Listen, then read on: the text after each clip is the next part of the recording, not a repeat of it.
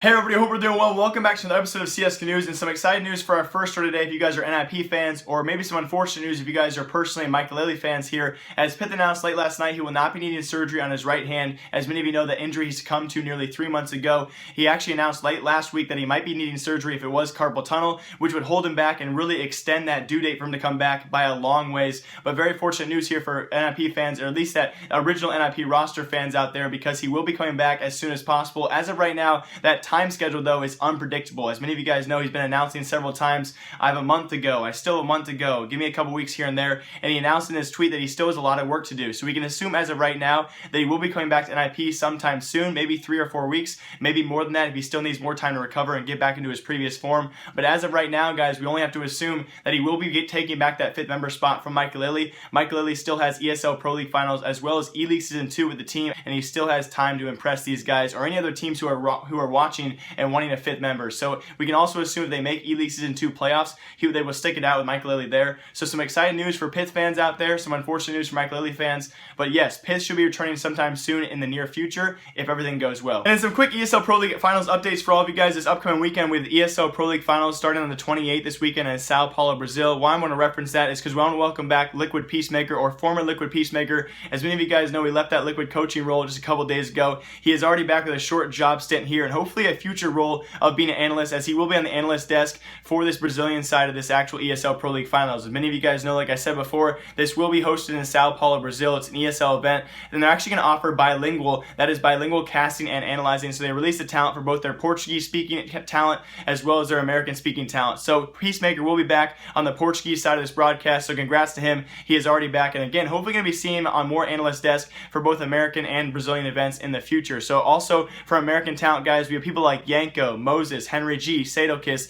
The talent goes on, and maybe also a reason why I clicked on this video, we will have our first ever female model host for a CSGO event, at least that I know about in the past, and that will be Beatriz Bauer. Yes, she is a Brazilian model, I do believe, a model in general, and she will be hosting our entire ESL Pro League Final event. Going to be very fun to see how she does, if she can actually, be a very good model and also bring over an esports hosting. I don't know if she's ever done any hosting events in the past. I can assume she may have, but it's going to be very fun to see how the viewership actually goes with a model being our host for this ESL Pro League Finals event. So look out for that, guys. Welcome back, Peacemaker. Welcome back, Beatrice. You are attractive. And in some final ESL Pro League Finals updates for all of you, as many of you know, we started out with 2 groups of 6 making these finals for 12 total teams, but apparently Fnatic, because of their recent trade, obviously many of you guys know by now, Crims is going back to Fnatic. They're sending back Lekro to that Godsent roster. Because of that short Swedish trade, they will not be attending the ESL Pro League Finals due to a time issue, a time constraint there, and obviously no practice with Crims in their lineup, and they'll be prioritizing other things over this Pro League Finals. Now, according to their actual time delay here, there will not be a time actually for ESL to actually announce a 12th team. As many of you probably have heard though,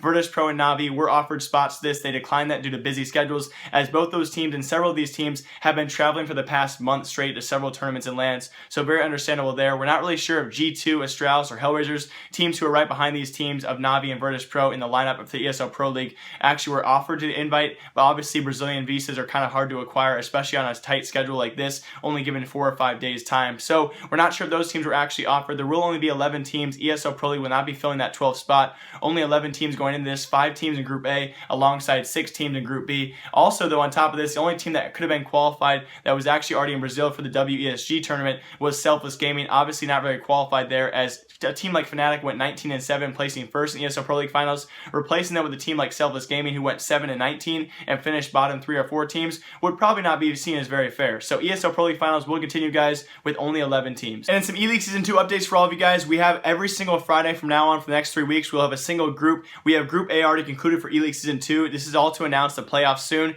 We have Group B next Friday, and so on and so forth until D is done. So 3 weeks from now, guys, we will have the start of Eleague Season 2 playoffs. But as of right now, Group A has been the only group to conclude, with Mouse Sports and FaZe Clan topping out this group. It was Mouse Sports looking very, very good. I believe they won both these matches quite convincingly here, as they beat Immortals and Cloud9 2-0 and was the first team to move through. Then it came down to FaZe Clan, who beat Cloud9 in a best-of-3 series to be the deciding factor, the deciding match there of FaZe Clan moving through. I talked about this yesterday. Cloud9 not performing too well, especially Skaduda with a poor performance there, but new FaZe Clan and Kerrigan lineup has actually moved through, and they will be in the Eleague Season 2 playoffs, guys. So congrats to Mouse Sports and FaZe Clan. I'm looking forward to other groups here and who moves on. And a quick shout out to what I'm doing on screen right now, guys. I'm using raffletrades.com to trade up some of my crappy skins to a better skin that actually can get on raffle raffletrades.com. If you guys have any crappy skins you don't want to sell back to Steam and pay that 5%, or you cannot trade them on their websites because no one wants them, feel free to trade them up on the website like this guy's. Top link description down below. Thank you to my sponsor, Raffle Trades. I was paid to do that, just so you guys know, yeah? And for a lot of people asking in the comment section of my last video, what did I mean by McSkillet coming on to CSGO News? Yes, I actually confirmed this yesterday.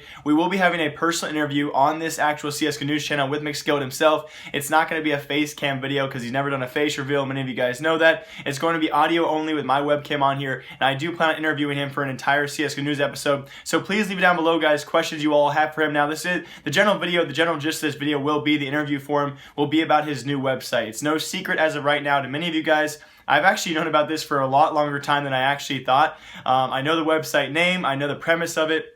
I know the general idea of the website. I cannot release any of that to you guys. I know a lot of you guys have heard that it's going to be gambling related. It's going to be very curious to see and really fun to see what happens when this actually all comes out.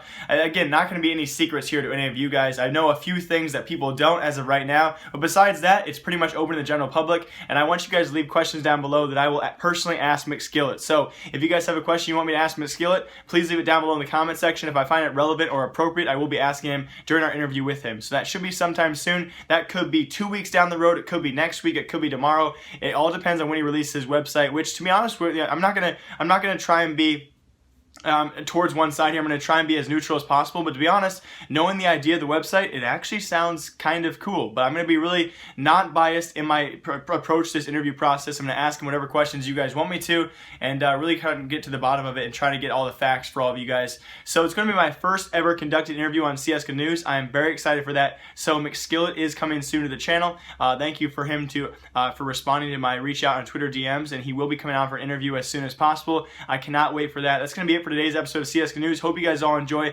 Have some great news coming tomorrow, some stuff you guys don't know about, some great announcements and rumors that have not been approached or actually told by anyone yet. So stay tuned for tomorrow, guys. Give me some great news for all of you guys, especially former CLG fans. As always, live, love, laugh a lot. My name is Jake. Remember, I like you. I'll see you guys next time. Remember, I like you. Goodbye!